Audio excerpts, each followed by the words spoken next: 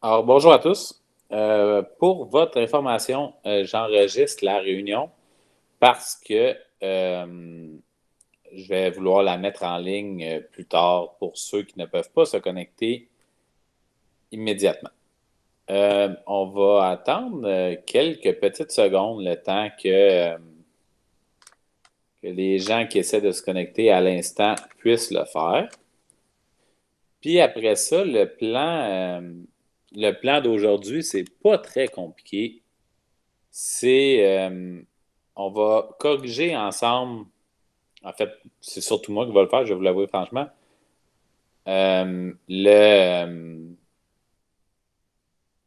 L'examen informatif. Après ça, petit rappel de théorie, puis je vous montre le exit ticket euh, à faire pour, euh, pour le prochain cours. Ben, en fait, le plus tôt, c'est pas vrai. À faire le plus tôt possible, puis pour que vous puissiez me l'envoyer quand vous avez terminé. Alors, je commence à E52 sur mon ordinateur. Donc, dans très exactement une minute. Sûrement moins qu'une minute.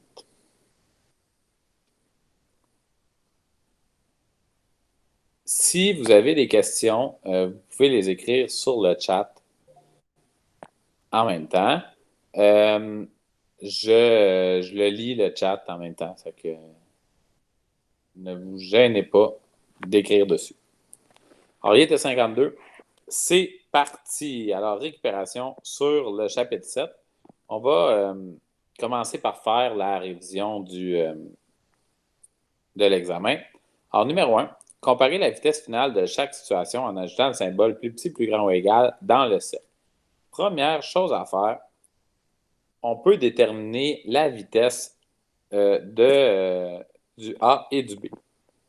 Comment on fait ça? Bien, on a une balle qui tombe d'une hauteur de 1 mètre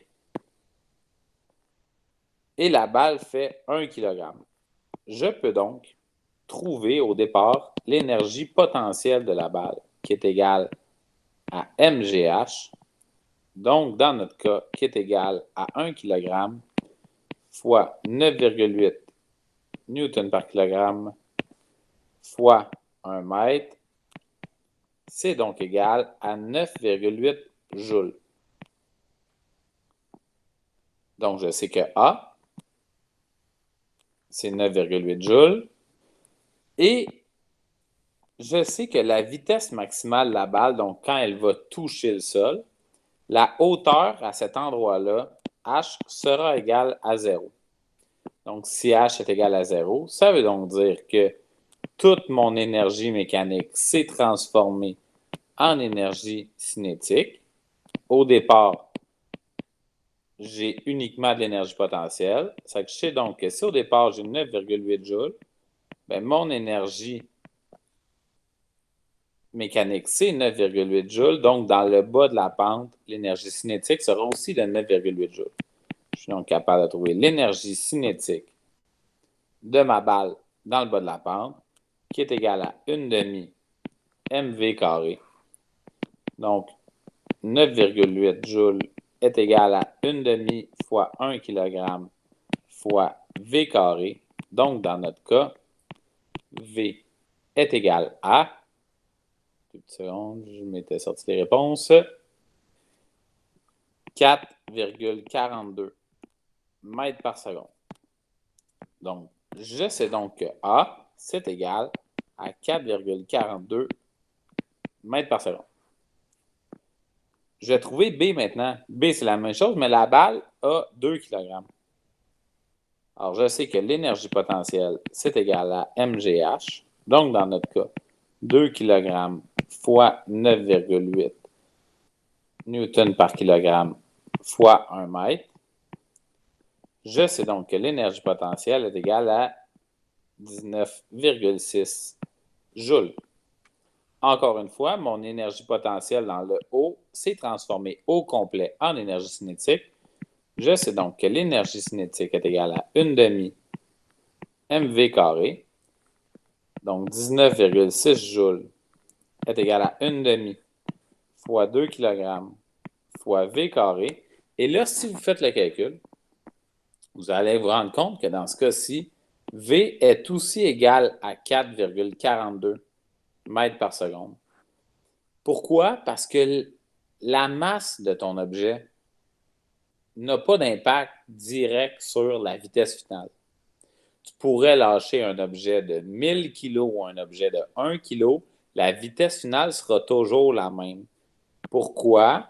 Parce que au départ, tu aurais 1000 kg, à la fin, tu aurais 1000 kg, les 1000 kg vont s'annuler.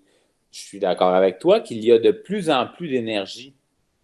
Un objet de 1000 kg qui tombe va avoir beaucoup plus d'énergie qu'un objet de 2 kg. Mais la vitesse finale sur la Terre sera toujours la même. Alors, j'ai donc ici 4,42 mètres par seconde. Alors, C maintenant. Une balle de 1 kg qui est lancée vers le haut à partir d'une hauteur de 1 mètre. Là, ce qui est intéressant, c'est qu'ici, dans le A, l'énergie potentielle maximale, c'était le point de départ parce que la balle faisait juste tomber. Ici, la balle, je vais la lancer vers le haut, elle va retomber. Donc, l'énergie potentielle maximale, elle est ici.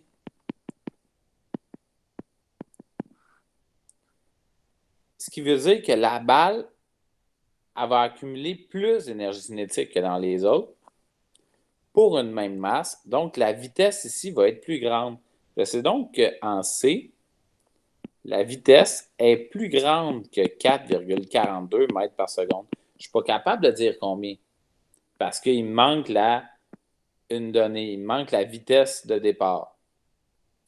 Mais je suis capable de dire que forcément, la vitesse va être plus grande. Pourquoi? Parce qu'elle va monter, monter, monter. Puis après ça, elle va accélérer, accélérer, accélérer, accélérer, accélérer, accélérer. Elle va accélérer plus longtemps parce qu'elle partait de plus haut. Ben, elle partait de plus haut. Son point le plus haut était plus haut. Et finalement, une balle de 1 kg qui tombe d'une hauteur de 1 mètre sur la Lune, ce que tu devais savoir ici, c'est comme G sur la Lune est plus petit que G sur la Terre. Donc, forcément, l'énergie potentielle sur la Lune va être plus petite que l'énergie potentielle sur la Terre.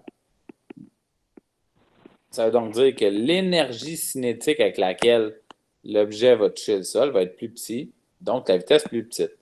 Je peux donc déterminer qu'ici, la vitesse est plus petite que 4,42 mètres par seconde parce que la force gravitationnelle de la Lune est plus petite. On peut donc tirer les conclusions suivantes. A par rapport à B, ben, c'est égal. Parce que les deux, c'est 4,42 mètres par seconde. A par rapport à C maintenant. Ben, je sais que C, ici, C est plus grand que 4,42. Donc, C est plus grand que A est plus petit que C. A par rapport à D maintenant, ben, je sais que D est plus petit que 4,42. Donc, A est plus grand que D.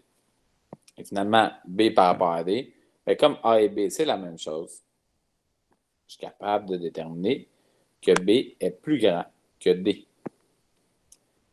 On va voir le numéro 2 maintenant. Le numéro 2, je n'ai pas mis les choix de réponse parce que je ne voulais pas faire ça exactement à cet endroit-là. On va regarder un peu ce qui se passe. Les choix de réponse, vous les avez dans le cas que j'ai. Alors, un petit train se prépare à parcourir les montagnes russes. Voici 5 moments importants de son épopée. Immobile au départ, ça veut dire que la vitesse est égale à 0. C'est à cet endroit-ci. Hein? C'est à cet endroit-ci. Si la vitesse est égale à 0, ça veut dire que l'énergie cinétique au départ est égale à 0. Puis après ça, il monte lentement. S'il monte lentement, ça veut dire qu'il y a une vitesse. Ici, l'énergie cinétique, elle augmente un petit peu. C'est que je vais faire une petite flèche vers le haut. Et l'énergie potentielle, elle augmente. Parce que comme il monte, plus il est haut, plus l'énergie potentielle va augmenter. Donc, immobile au départ, il commence à monter lentement. Ici, il aurait fallu que tu cherches quelque chose qui a une énergie cinétique de 0 et dont l'énergie potentielle augmente tranquillement et qu'après que l'énergie cinétique soit 0, ben, l'énergie cinétique, elle a augmenté un petit peu parce qu'il commence à monter tranquillement. En B, il monte la pente à vitesse constante. Donc, l'énergie cinétique ici, elle est constante. On ne sait pas c'est combien exactement, mais on sait qu'elle est constante. Pourquoi? Parce que la vitesse, elle est constante.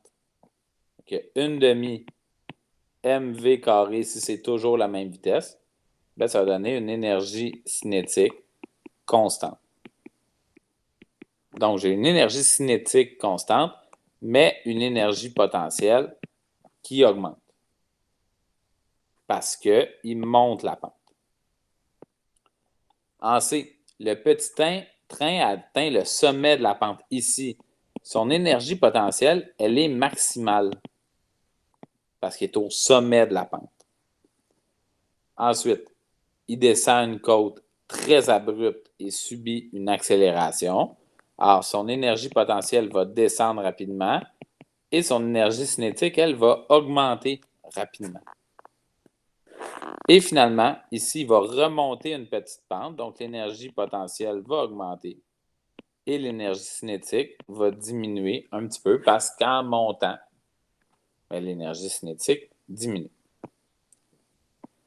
Si vous avez des questions, je vous rappelle que vous pouvez les écrire dans le chat. Je le regarde en même temps. Allons voir 3.1 maintenant. Steve pousse sa sœur Mela sur une balançoire et pour lui faire peur, essaie de la pousser le plus haut possible. Sachant que Steve peut donner 735 joules à sa sœur de 25 kg, quelle sera la hauteur maximale atteinte par Mela? Alors, on a une balançoire qui se déplace sur cet axe-là. Steve la pousse ici. Il est ici. Il lui donne 735 joules. Sa sœur va monter. Ça ne paraît pas beaucoup, cette couleur-là. Va monter, jusqu'à atteindre cette hauteur-là. À cet endroit-là, son énergie cinétique sera égale à 0 mètres par seconde. Et son énergie potentielle, je vais la chercher pour après ça trouver la hauteur. Alors, je le fais. Ici, la hauteur est égale à 0 mètres par seconde. Excusez, c'est une hauteur. À 0 mètres.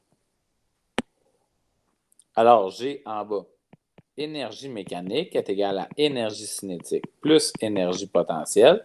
Mais l'énergie potentielle, c'est 0 joule parce que mg fois une hauteur de 0, ça donne m fois g fois 0, 0. Donc, mon énergie mécanique dans le bas de la pente est égale à mon énergie cinétique qui est égale à 1/2 mv carré. Oups, excusez, j'ai pas besoin de ça.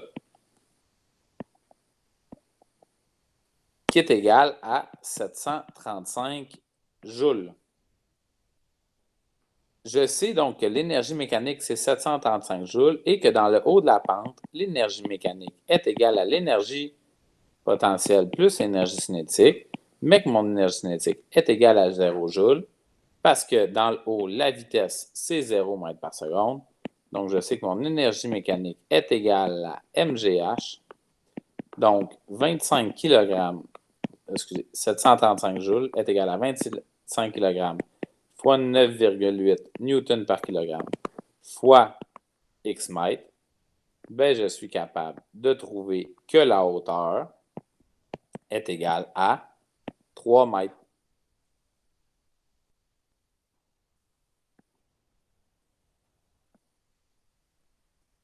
« 3.2 maintenant. Steve est distrait durant un instant et sa sœur le percute de plein fouet. Donc, j'ai Steve. Sa sœur redescend et le frappe de plein fouet. Quelle est la vitesse maximale avec laquelle Mela a percuté Steve? Donc, je sais que l'énergie mécanique, c'est 735 joules. Et le moment où la vitesse est maximale, c'est quand l'énergie mécanique est égale à l'énergie cinétique. Donc, 735 joules est égal à 1 demi mv carré. Donc, 735 joules est égal à 1 demi fois 25 kg fois v carré. Et je peux trouver que la vitesse avec laquelle Mela a percuté Steve est de 7,67 mètres par seconde.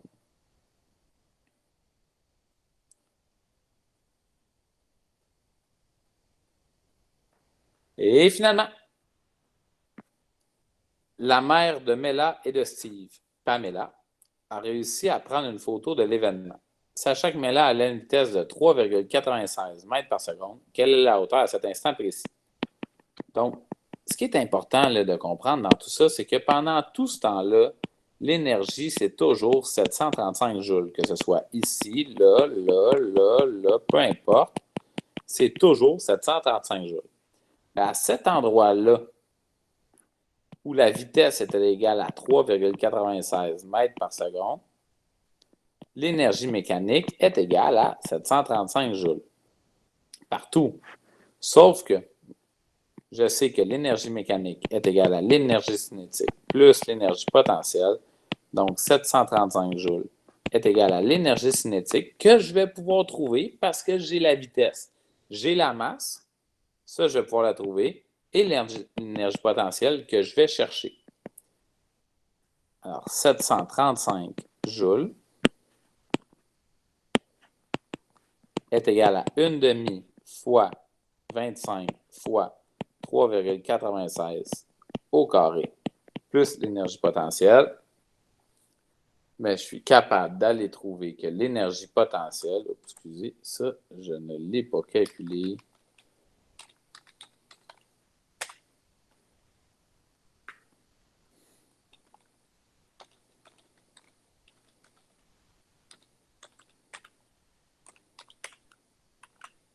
Est égale à l'énergie cinétique, c'est 196,02 joules. Énergie potentielle. Donc, l'énergie potentielle est égale à 538,98 joules. Je m'en viens ici.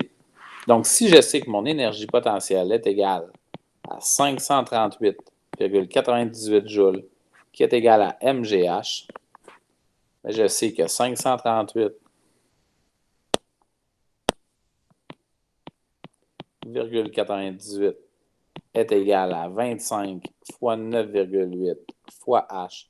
Mais je suis capable de trouver que la hauteur est égale à 2,2 mètres.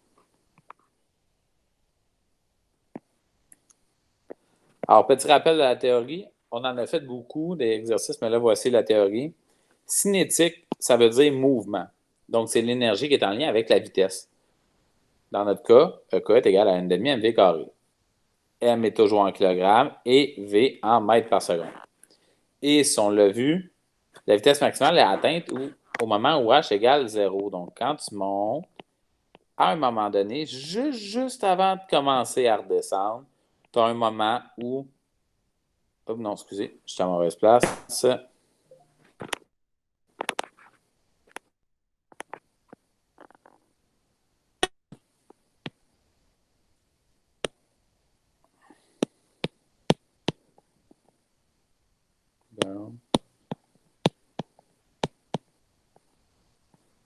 Alors, quand tu montes, tu redescends au moment le plus bas de ta courbe, quand H est égal à 0 mètres, c'est là que tu vas aller le plus rapidement.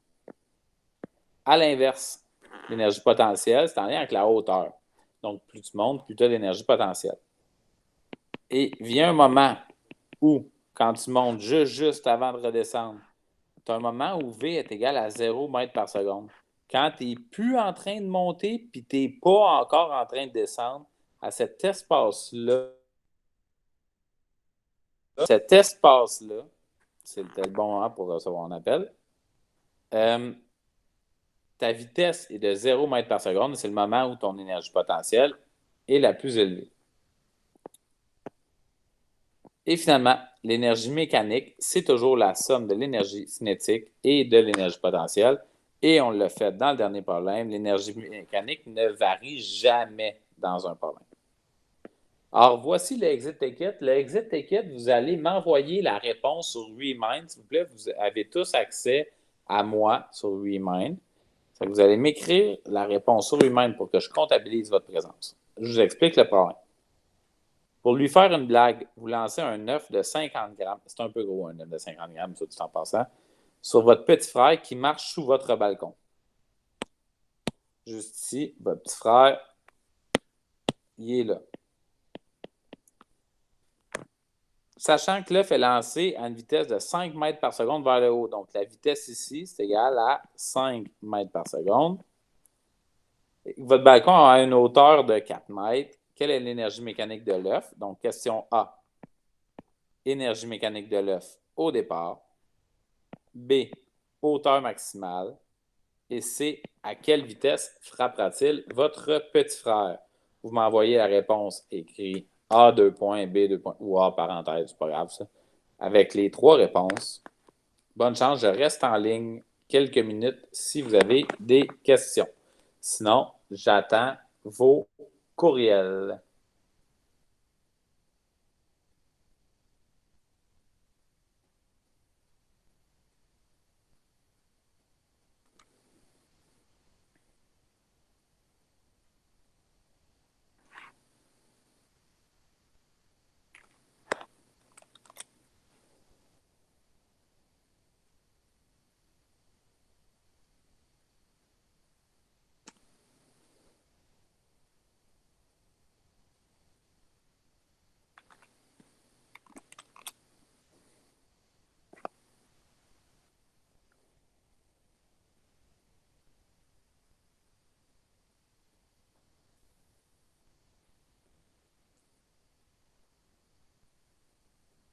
On dirait qu'il n'y a pas de questions.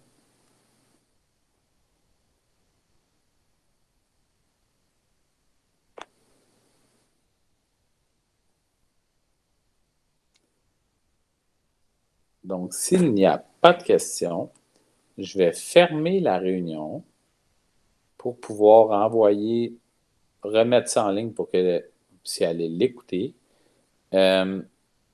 Mais je vais répondre à vos questions sur Remind si vous m'écrivez. Ça va me faire plus que plaisir. Bonne journée.